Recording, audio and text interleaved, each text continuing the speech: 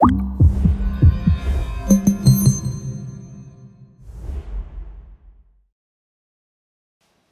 sidste menu, vi skal kigge ind i, det er den blok hernede i bunden, der hedder Systemer.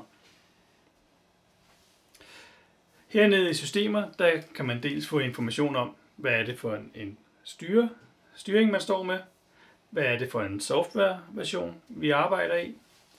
Og så hernede, der kan vi ligesom se, jamen her kan vi vælge til og fra på de forskellige moduler i de forskellige blokke, som vi havde om i hovedmenuen. Det vil sige, her der har vi noget, der hedder varmt vand, og det hedder on.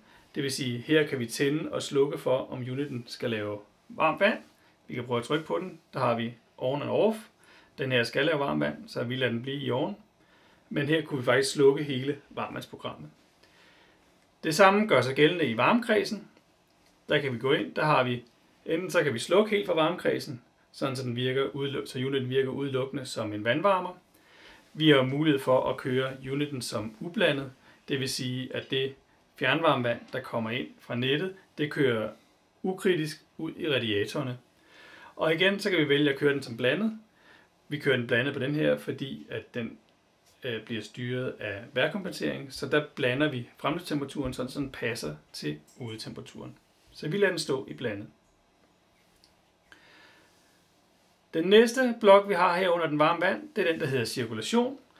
Det er, hvis man har installeret vores brugsvandscirkulationssæt på, jamen så kan man aktivere den, og så kan man programmere, hvordan brugsvandscirkulationen skal styres via controlleren.